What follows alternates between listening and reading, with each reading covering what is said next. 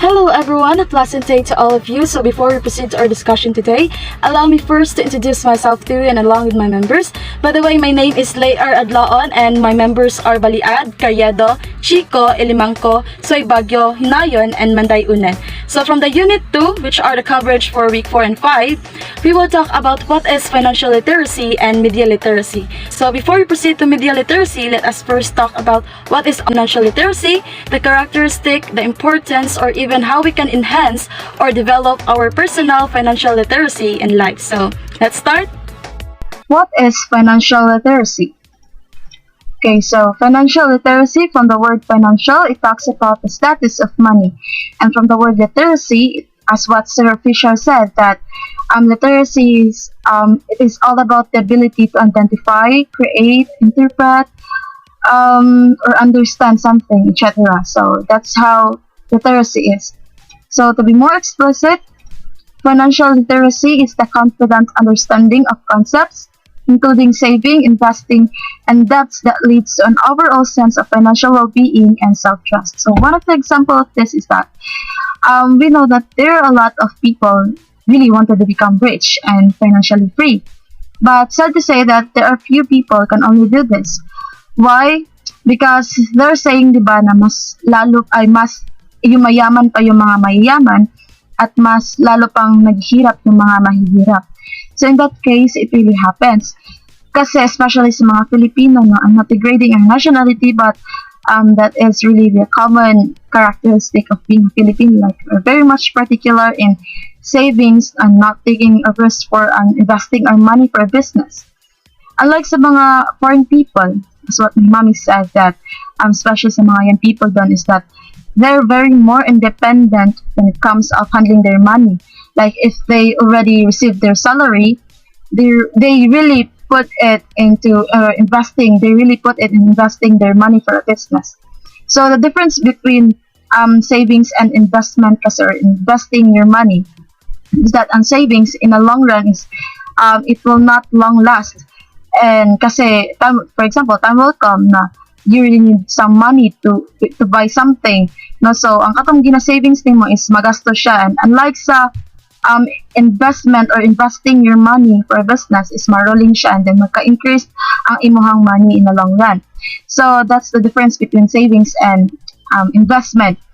So in that case na mas naghihirap pa yung mga mahihirap. So as what I've said na it really happens. Kasi if you have a lack of knowledge or you have incorrect knowledge of handling or managing your money, it really surely leads you to financial problems. Kasi if you are in the case now sa imong life that you are able to handle your money wisely, so it means na you are more literate when it comes to financial, or you are applying financial literacy. So that's how financial literacy is. So it is very important that in a long run away sa atong as a future educator, we really experience na maka-receive ta sa ato ang salary. So it is important nga we should use our money wisely. So para dili ta mabutang sa alangan. So that's how financial literacy is. On the other hand, to add on this Republic Act 1092-2, it says here that otherwise known as the Economic and Financial Literacy Act mandates that at tenured economic and financial education becomes an integral part of formal learning. So this sort of Republic Act is always happen every year in the second week of November. And yes, the purpose of creating this act is also to raise the consciousness or gina-expand niya ang knowledge activities sa economic and financial literacy. However, ginapatibay po niya this sort of act is ginapatibay niya ang economic and financial education na maging part sa formal learning. Like what Sir said, no, na as a future educator, it is important po na we should teach our students on how to handle their money. Like in a long run, mahiyom silang professional, no, and if they will receive their salary na, so at least they will already know how to handle their money wisely. So that's how important of knowing this Republic. Hello, everyone. I'm Shalo Carriedo, and I will discuss to you all something that is quite close to my life right now. But I'm pretty sure this is also relevant to the most of you. This global pandemic has taken its toll to everyone in every possible way. So we're being condemned to the corners of our homes and the corners of our wallets. Being financially adequate is hard and made harder because of this virus. So now let's have a talk about financial literacy. Mandel of 2009 defines financial literacy as the ability to use knowledge and skills to manage one's financial resources effectively for lifetime financial security. Basically, as per Mandel, financial literacy is being money smart for financial stability in the long run. Meanwhile, Hastings has a different definition of financial literacy.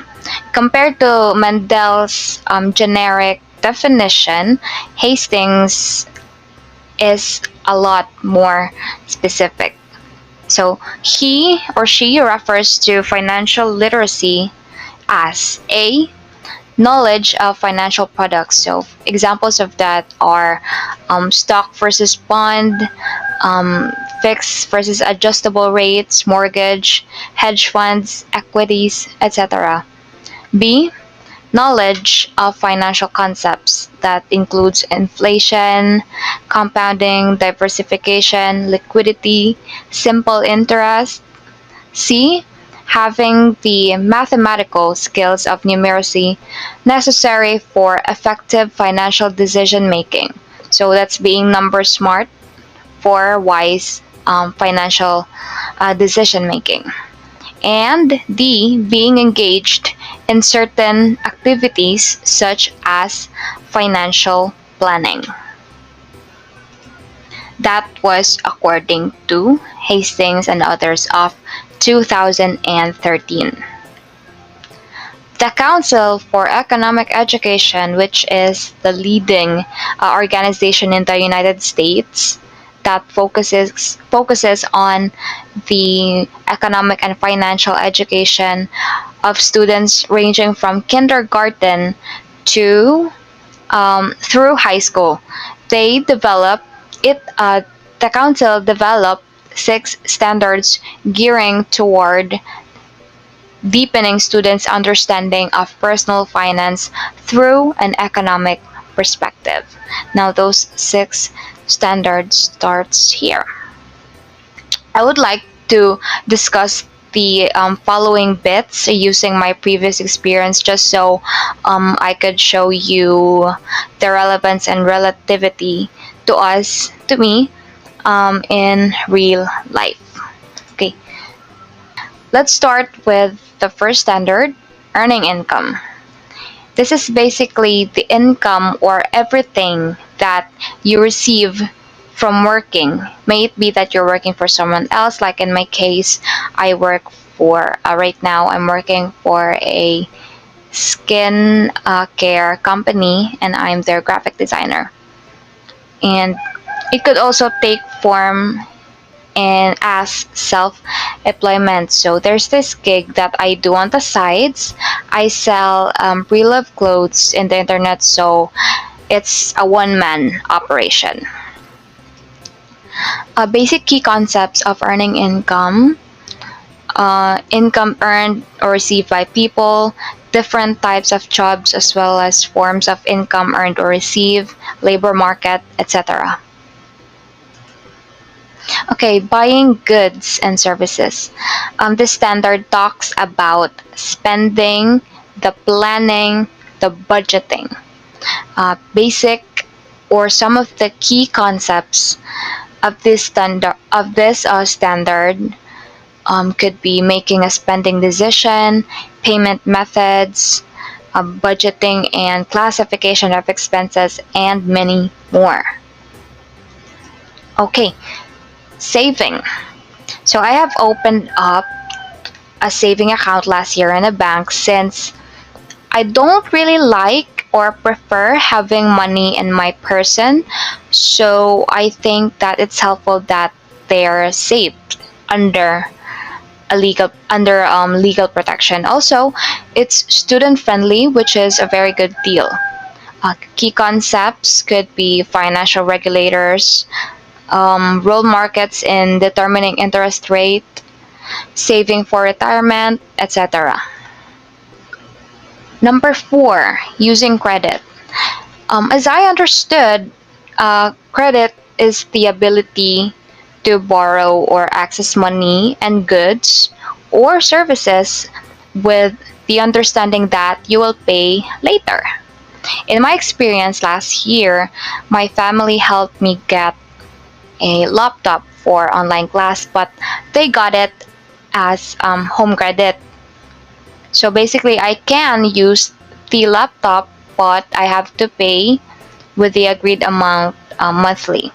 It's helpful in the sense that I have access to the device and it helps me with the things that I currently need to fulfill, like being able to attend classes and be able to do work. In a way, credit helps you to invest to the things that you need to have. Key concepts could be credit reports and credit scores, why people use credit and the sources of credit, why interest rates vary across borrowers, etc. The fifth one, financial investing. Okay, this one we're all familiar with.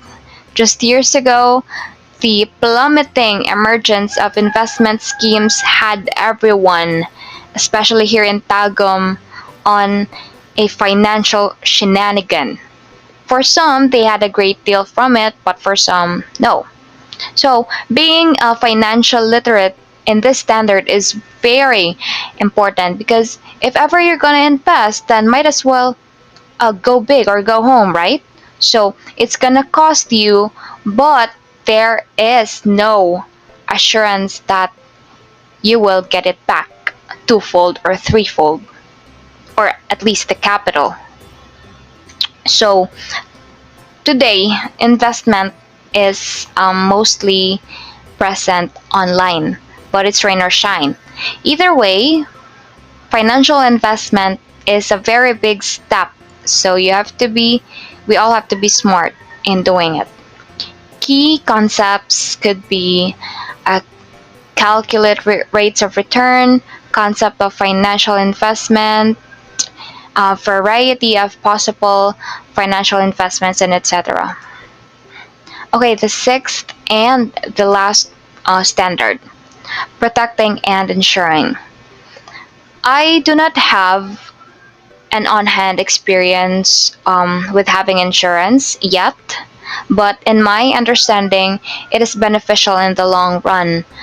So basically, you're protecting or giving insurance to your future self. Because the more we get old, the more responsibility we have to carry.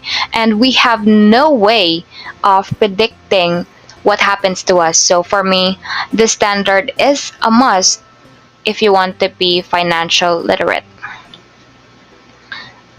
Okay, that's about it for me. I hope I gave you helpful insights that would help you in any way in the future. All right, thank you. Bye. Good morning, everyone. My name is Striker Wisby Baliad, and today I will be discussing about the benefits of financial literacy in the Philippines, and the characteristics on how people view money. So let us first discuss about the benefits of financial literacy. So when we say financial literacy, that is not just only holding the money or touching the money, but it is the ability to understand and use various financial skills. So first, that means one's ability to provide basic needs, attitude toward money and investment, as well as one's contribution to the community. So when we are financial literate, then we do also have, or we can determine one's ability, like our basic needs, like water, food, shelter, and the energy. And of course, and if we are financially literate, then we do also have the attitude towards money and investment. So we know how to control sa ato ang money. So next, enables people to understand and apply knowledge and skills to achieve a lifestyle that is financially balanced, sustainable, ethical, and responsible. So yes, when we are financially literate, then we have the understanding and we can apply it, or we can apply the knowledge to ourselves. And if you want to achieve the lifestyle that we are aiming for, then pwede na to na siya ma-aim. It's because when we are financially literate, we have the ability to understand and we can apply it to ourselves as well. So next, affects one's financial behavior that pay dividends to society as well and cultivates proper decision-making skills and discipline. So now let's proceed to financial literacy in the Philippines. So in the article state of financial education in the Philippines, several findings of researchers with regards to the state of financial literacy in the country include the following. So way back 2014, the World Bank stated that estimated 20 million Filipinos saved money, but only half had bank accounts. So katong sa 2014, estimated 20 million Filipinos lang ang nagasave og money. But only half of them have the bank accounts. So because some of the Filipinos saved money through their own strategy or through their own ways, like they will save money through their piggy banks instead of their bank accounts, or instead na mag-open sila bank accounts. Next, way back 2014, the ADB, or the Asian Development Bank, revealed that Philippines does not have a national strategy for financial education and literacy. And yes, we have the strategy for the national strategy. We have the strategy for financial education and literacy. The national strategy. And then after 1 year, in 2016, the BSP, or the Bangko Sentral ng Pilipinas, released the national strategy for financial inclusion. So, very dali lang kay ang iyahang process. After 1 year, wala pa nag-revealed, wala pa ang national strategy sa Philippines, but after 1 year, na-release na dahil ang national strategy for financial inclusions. So next, S&P, or as per Standards and Poor's ratings, service a survey last year that 25% of Filipinos are financially literate.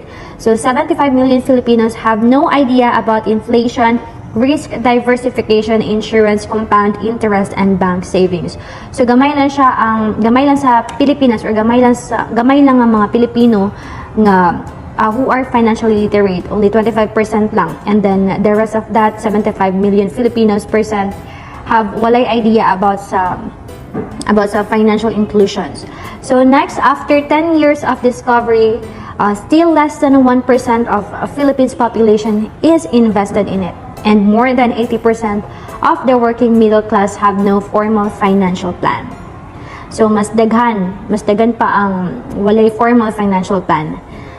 So now last November 27 to 28, 2018, first financial education stakeholders expo organized by BSP was held with more than 1,000 leaders, decision makers, influencers, and representatives from both private and public institutions, civic society, and academic gathered. So the expo is designed to build an organized network of players that share the vision of financially literate citizenry and cohesively implement a variety of initiatives to achieve this mission. So the expo supports Republic Act number 10922, designates a second week of November as Economic and Financial Literacy Week. It is also aligned with the objectives of the Philippine National Strategy for Financial Inclusion, particularly the pillar on financial education and consumer protection. So now let's discuss about the characteristics on how people view money. So the first one we have frugal. So seeks financial security by living below their means and saving money. So frugal people, they seek financial security by living below their means and saving money, and they rarely buy luxurious items. They save money instead of spending it to the things that is not necessary. So they save money because they believe that money will offer protection from unprecedented events and expenses. So next we have pleasure. So pleasure use money to bring pleasure to themselves and to others. So pleasure seekers, they use money to bring pleasure to themselves and as well as to others. And they often live beyond their means and spend more than they earn. So they are more likely to spend than to save. So if they are not careful and do not change, they may fall into deep debt. So next we have the status. So status use money to express their social status. So they like to purchase and show off their branded items. Next we have indifference. So some people place very little importance of having money and would rather grow their own food and craft their own clothes. It is as if having too much money they makes them nervous and uncomfortable. Next we have powerful. So powerful use money to express power. Or powerful people use money to control over things, over others. And the last one we have self-worth, tend to judge others based on the amount of money they have. So people who spend money for self-worth value how much they accumulate and tend to judge others and based on the amount of the money they have. So that would be all. Thank you so much. Hello everyone, so we're going to talk about developing personal financial literacy. So let me ask you a question. Are you prudent or do you spend money lavishly? Or both? Because in my case, I'm in between. Well, we all have different spending patterns anyway. So in order for us to come up with a financial improvement plan, we need to analyze our spending habits. So there are two spending patterns, namely they have habitual spending and impulsive spending. So habitual spending occurs when one spends out of a habit. So this is when one buys the same item daily, weekly, or even monthly. This may include water, rice, coffee, grocery items, electrical and internet bills. While impulsive spending occurs when one mindlessly purchases items that he or she does not need, like many people who are often attracted by monthly sales at the mall with the attitude that they may have lost the items the following day. So they mindlessly spend money for it, and that's it. So let's go to fixed versus variable expenses. Fixed expenses remain the same year-round. Car payment, rent for space is an example, while the variable expenses occur regularly but the amount you pay varies. Electric and water bills are one of the examples for that. So, okay. Needs versus wants. Needs are essential to our survival, while wants are things that you would like to have but you can live without, such as new clothes or a new cell phone. You want them but do not necessarily need them. Too many wants can ruin a budget, really. I've been there. So in order for us to have a financial discipline, we need to start with the ability to recognize whether expenses are needs or wants, and followed by the ability to prioritize needs over wants. Okay, so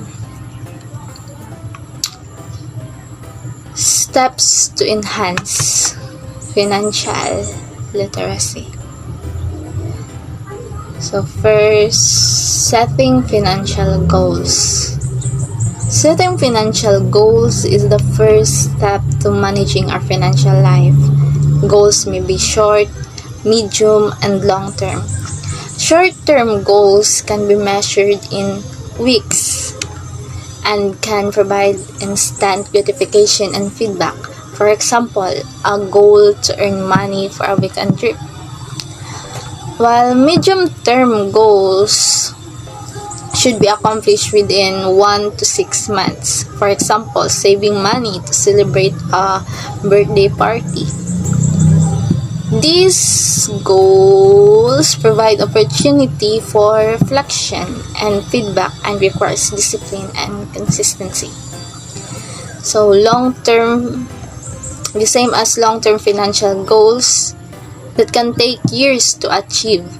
This includes saving money for a down payment on a home, a child's college education, and your retirement. Okay, so let's proceed to developing a spending plan. So time and effort are necessary to build a sustainable spending plan.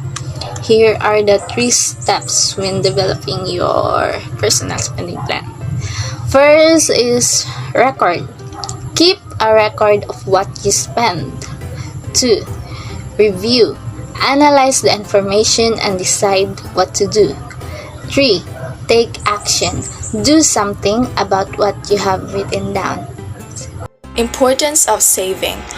Because no one can predict the future with certainty, we need to save money for anything that might happen. Additionally, saving money can help you pay for large purchases, avoid debt, reduce your financial stress, leave a financial legacy, and provide you with a greater sense of financial freedom. Now, here are some reasons why saving is important. First, emergency bolster. You should save money to avoid going to debt just to pay emergency situations like unexpected medical expenses and damages caused by calamities or accidents. Second, retirement. You will need savings or investments to take the place of income you will no longer receive when you retire. Third, future events. You need to save for future events like weddings, birthdays, anniversaries, and travels so as not to sacrifice your fixed expenses. Fourth, instability of Social Security. Pensions for Social Security should only serve as supplementary and not the primary source of income after retirement. Fifth, a little goes a long way. Small consistent savings go a long way. Even if it's just saving 100 pesos each week, a little goes a long way with consistency and perseverance. When temptation strikes, it is important to be able to remind yourself exactly why you are saving so that you don't lapse into a spending spree which brings short-term pleasure but long-term pain. Now, there are 2 ways to save money. First, save before you spend. If you save before you spend, especially if you put aside a set amount from your paycheck each month or stick with a certain amount of budget you would use for a month, you will reach your financial goals faster. The benefits are clear and not only for your wallet. You'll be happier and healthier knowing that you have greater financial stability. Second is save after you spend wisely. Spending money wisely basically means getting the most for your money in line with what matters to you. This in turn helps you save more and puts you on the path to achieving your financial goals. There are 5 things for you to stick to the savings habit. First, commit to a month. Example is the 30-day month rule. It is a simple strategy that has the power to help you control your spending and otherwise make the right financial choices for you. Second, find an accountability partner. An accountability partner is your right-hand supporter who will stand by your side through your ups and downs and who will work with you to achieve your goals. Third, find a savings role model who is successful with his or her money through tried and true savings. Fourth, write your goal down and track it. Making your goals measurable and time-bound helps you track progress. It also ensures you plot your progress towards achieving your goals. Lastly, avoid tempting situations and don't go to the mall to hang out. Go to the malls only when needed. Do not go shopping if you do not need anything important to buy. Window shopping will only tempt you to buy unnecessary things.